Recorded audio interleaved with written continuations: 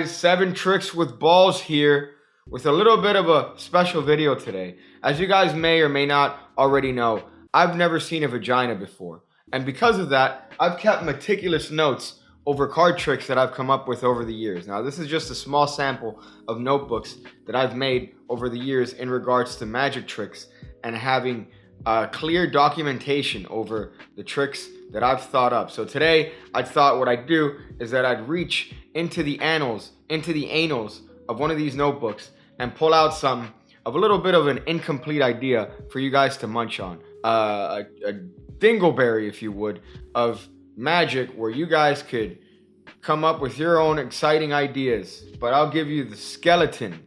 So I'm so excited. I can't wait for you guys to see that. But before that, you guys should subscribe and hit the button that likes the video.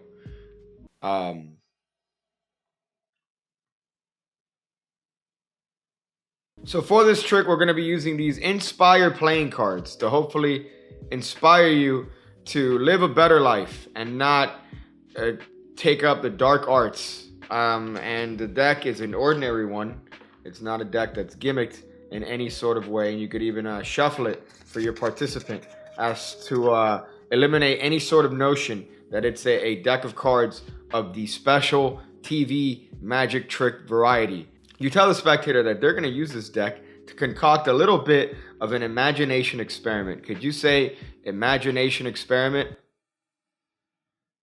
Good job. You're capable of watching the rest of this video.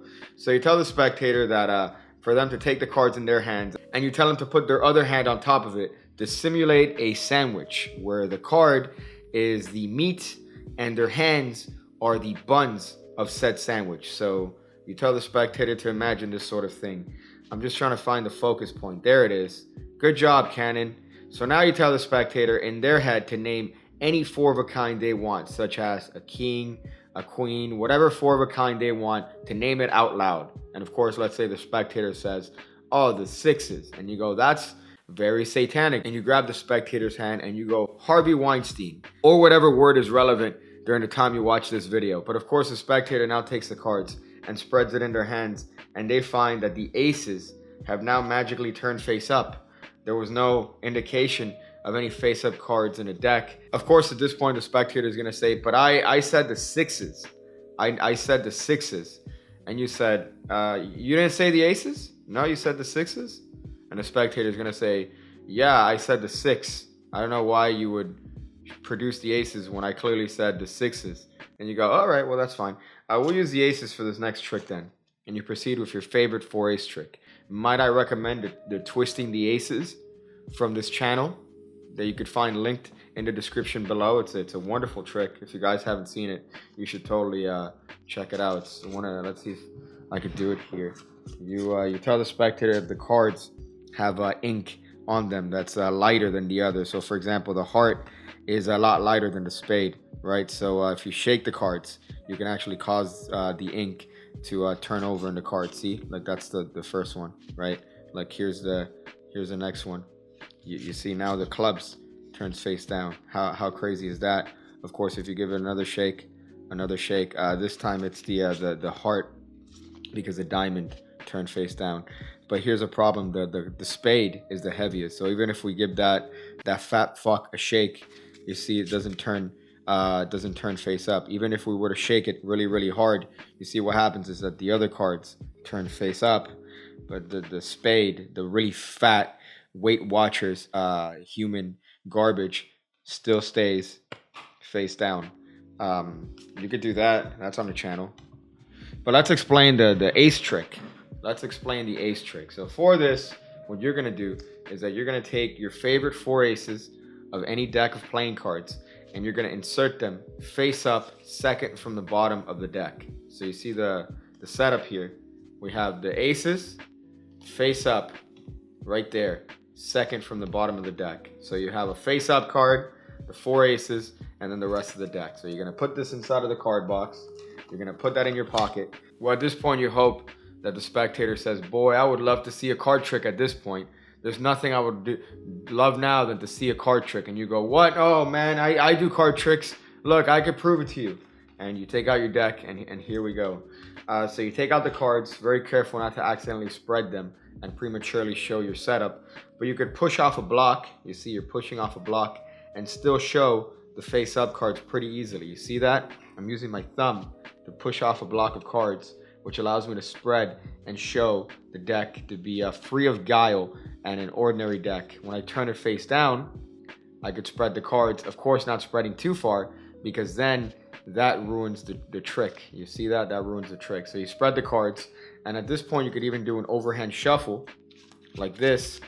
If you guys notice, because of the mechanics of the overhand shuffle, you're not mixing the bottom cards. So you could just overhand shuffle the top stock, and when you're done, just bring this to the bottom. Just bring that to the bottom. That doesn't take much work, right? You guys are capable of that. You guys are capable of a lot of things, including subscribing if you haven't already, and or checking out the links in the description. You guys are smart. So at any point you want, you could spread the deck about halfway, turn this puppy face up, and say, I'll tell you what, the magic's gonna transpire in your hands, sir. Are you excited? Because I'm excited for you. I'm also excited for the future of YouTube. So here, what you're going to do is that you're going to spread the deck and break it somewhere in the middle, and you are going to essentially cut the pack. See, you're going to cut the pack here in the middle. What this does is that this is going to bring the aces right there to the center of the deck, and you tell the spectator to hold on to the cards and create a sandwich with the cards in their hands. Now here, you're going to do a little bit of a psychological force on the spectator. Even though it's not guaranteed to hit, and even though more likely than not it's not going to hit, you could still try.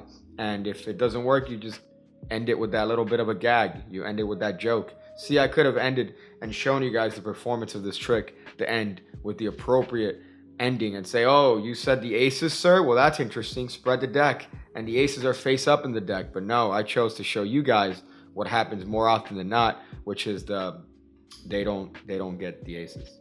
So it's a little bit of a joke. When it comes to this, now you're going to tell the spectator, sir, I want you to name any four of a kind you want, like the kings, the queens, whatever four of a kind you want. That's what I say. Now what that does is that eliminates the spectator picking the kings or the queens and court cards in general. For some reason, they'll avoid those puppies. So what that leaves you with is all the number cards. And more likely than not, the spectator, the only four of a kind they're used to hearing are the aces. So guess what? They're probably going to name the aces, of which case you have a little bit of a diddle here, a little bit of a small country song where they spread the cards in their hands and they see that the aces are now face up.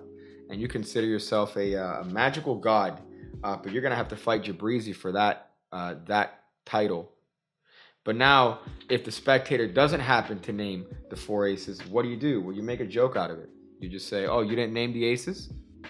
Okay, that's fine. We'll just use them anyways. And you move on. That's it. You don't make a big deal about it.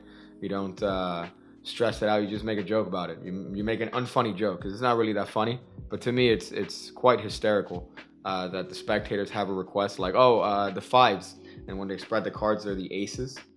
I find that hysterical because you care so little about acquiescing to their demands that you just produce whatever you want. I find that really funny. So that's the trick. It's a little bit of a incomplete sort of idea here. If you want to add something to it, if you want to take something away from it, you're more than welcome to. Leave in the comments below what you would do with this sort of effect. But it's fairly easy to do. It's fairly easy to do. And when you nail the aces, the spectators are going to think that you are Mohandas Gandhi. Oh boy.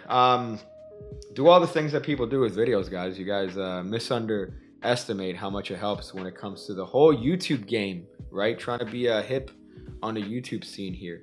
So I'm going to go figure out different ways to use an Acton skateboard control to ingest a small puppy.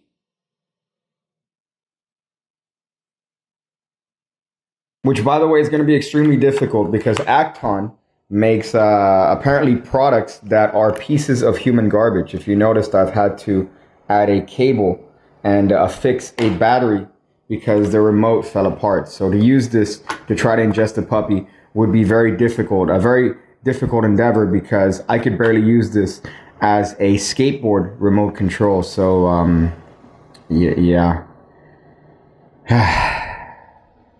I see you again, when I see you again, when I see you again, when I see you again, when I see you again, when I see you again, when I see you again.